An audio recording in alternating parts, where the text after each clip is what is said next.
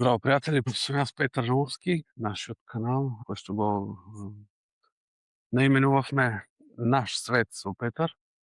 Најнапред почнеме со темата за денес, пред да почнеме со случувањето за денес. Не заборавајте да се абонирате, се претплатите за каналот, како би добивале видеа кога ќе се објават на YouTube, како би ги добивале на вашиот YouTube. Днес е 11 мај, 11.5.2026 година. Денес имаше многу случаи, многу новости. Бенјамин Нетањаху од Израел имаше интервју во Америка. Доналд Трамп исто се произнесе негативно за предлогот, мировниот предлог од Иран, но тие теми ќе ги оставиме за можеби утре.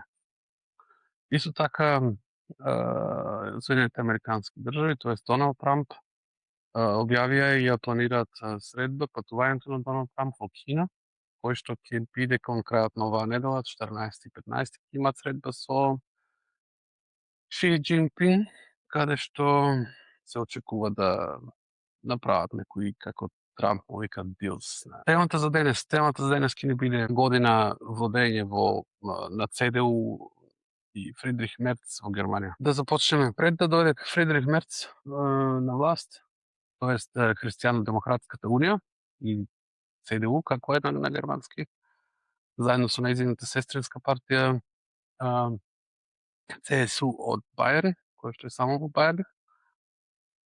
Претходно на власт беа Олаф Шолц, СПД, заедно со Зелените, со Грюнен.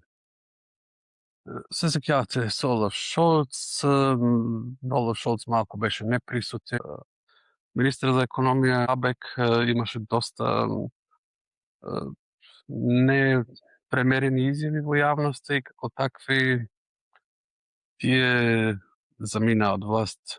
И на власт дојде на ЦДУ, како што кажав, со нивната сестринска партија ЦСУ и во коалиција со социјалдемократите, со СПД. Тоест имаме една конзервативна партија ЦДУ, демохристијанска, и една лево ориентирана СПД, значи социјалистичка партија.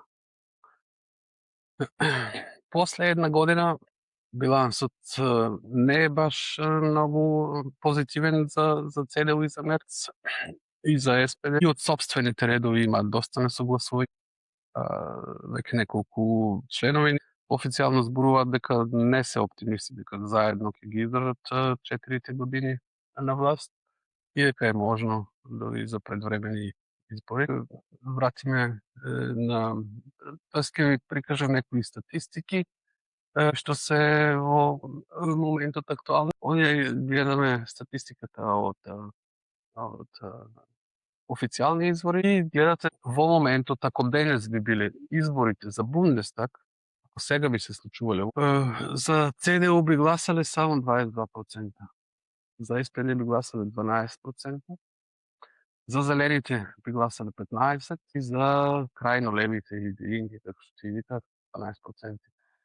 Страшното е тоа што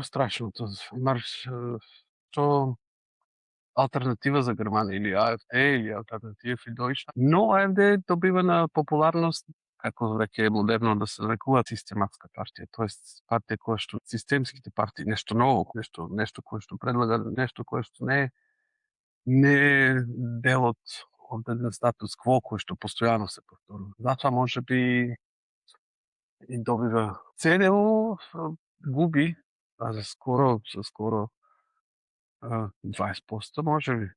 Поддршката се намалува за ЦДУ и ЦСУ. Одека гледаме АФД според сите статистички куќи, според сите испитува на популарност. Исто СПД бележи опагање, тоест двојно повеќе од ЦДУ. СПД само на 7%. Значи СПД прашање можеби дали ќе влезат во управување. Значи АФД сигурно во септември, сигурно можеме да очекуваме дека во Заксенал-Анхалт можеби сигурно ќе ги добие. Гледаме во државите од Западна Германија имаат помалку популарност АФД, но во Источна Германија се каже рече број кој што вие врз непопуларноста врз непопуларноста на Мерц и ЦДУ. Уште пред да дојдат на власт, Мерц прекрши многу од ветувањата кои што ги даде. И уште на почеток луѓето изгубија малку доверба и пак цело тоа се повторува. Која беше првата прекршена ветување? Пред да дојде на власт во предизборните кампањи, најавуваше дека ќе ја задржи, како тие викаат, црната нула на задолжувањето, тоест нема да прави нови државни задолжувања, нема да земат нови задолжувања на државата. Како дојде на власт на втората ден со старите постоечки партии во парламентот, со Зелените и со СПД, го прекрши тој негово ветување и ја симна законската бариера, која што беше законска бариера да се прават нови задолжувања. Тоест имаше законска бариера да не смее да се прават нови задолжувања. И веднаш ја изгуби довербата. Потоа се најавија едни огромни задолжувања. Значи, тие најавија задолжувања од некаде околу 700 милиарди прво. Се тоа пари кои што ќе ги инвестират само во индустријата за одбрана. И тоа е нешто кое што и денес се случува. Се задолжува многу државата, парите кои што се земаат од заем се даваат за вооружување, тоест за војната техника. Војна техника се финансира. Овде е прикажана табела во интернационален, за повеќе држави од Европската унија. Тоест тука е прикажан процентот на задолжување, процент во однос на БДП. Тоа е стандарден процент или стандардна вредност која што се зема да се прикаже колку државата е задолжена. Германија важи како една од ниско задолжените, една ликвидна држава, знаете, има кредитен статус, тоест кога имате еден висок кредитен рейтинг, можете да земате кредити со пониска камата. Тоа значи доверителите вас ви веруваат, вратите парите и затоа ви даваат со пониска камата. Тоа е еден огромен плюс и затоа државите ги прават тие кредитни рейтинги. Тука е интересно да го видиме нешто кое што малку луѓе знаат, дека каков е задолженост. Грција е 150% задолжена од својот бруто продукт, својот бруто и надпродукт кој што произведува 150%. Италија 140%, Франција исто многу задолжена 110% и тој постојано расте. А тоа се држави кои што имаат една голема социјална држава. Но сега нема да навлегувам повеќе во финансиски теми. Еднаш неделно ќе направим можеби една тема. Но додека сум тука и има една табела каде што се прикажани државните задолжувања по процент на бруто домашен производ за Македонија. 35 до 40% до 2020, каде што енормно се зголемени над 50%. Ја не знам што се случувало. Што кажав, не навлегувам во внатрешните теми. По статистиката, по графиката е очигледно има еден разантен, еден голем скок помеѓу првиот квартал сигурно на 2020 и од тогаш тие задолжувања на Република Македонија на 1,50% од бруто домашен продукт, кој што исто една не задолжена држава во сооднос на Грција кој што 150%.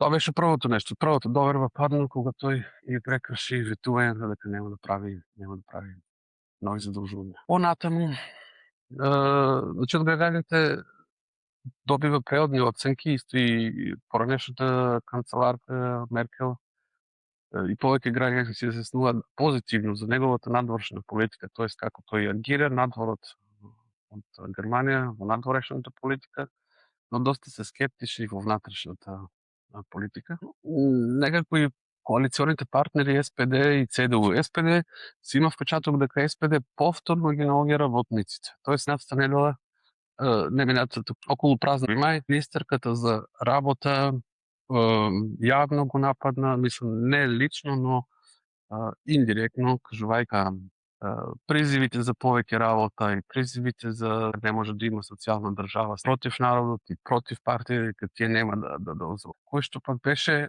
точно кон него, бидејќи пак Мерц, конзервативни и ЦДУ се застапуваат за повеќе да се намалат работничките права и да се редуцираат некои права. Како што кажав, СПД пак е повторно работничките права и прави едни увертири, едни додворувања кон работниците, дајќи да се го зголеми нормално гласачкото тело. И една многу голема еуфорија пред некое известно време, каде што Мерц зборуваше на еден состанок, каде што кажа дека пензијата како таква, законската пензија во Германија во иднина нема да е доволна, тој кажа, за основен живот. Луѓето, буквално, како што ја го разбрав, буквално, значи, пензијата ќе биде толку минимална или државата не може да се дозволи пензија, да могат да педи на пензионерите во иднина достоен живот. И цела држава беше веќе несогласување и беше топ тема кај сите луѓе кои што живеат во Германија. За да подоцна, потоа пак се коригира и се поправајќи се дека не сакал дека нема да биде доволно, го сакал да каже дека ќе мораат пензионерите и пензијскиот систем да го реформира и тој е еден голем поборник на капиталните маркети и на капиталните пазари. Тој доаѓа од најголемиот инвестицијски фонд во светот, кога беше пред да биде канцелар. Представител во Германија за BlackRock, за најголемиот инвестицијски фонд, и тој е доста склон или наклонет кон инвестицијските фондови.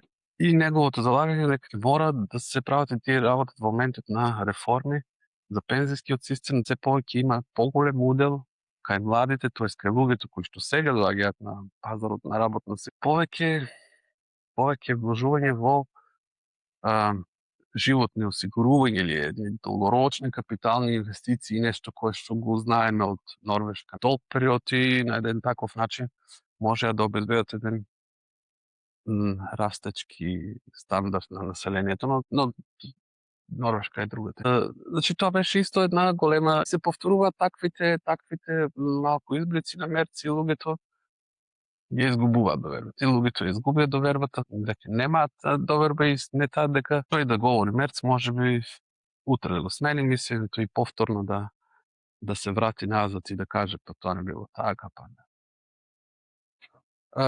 Едно од неговите маркантни изјави оваа година беше социјалната држава како таква не е можно повеќе или долгорочно да се одржува. Имате предвид дека во Германија, исто така и тоа е една тема,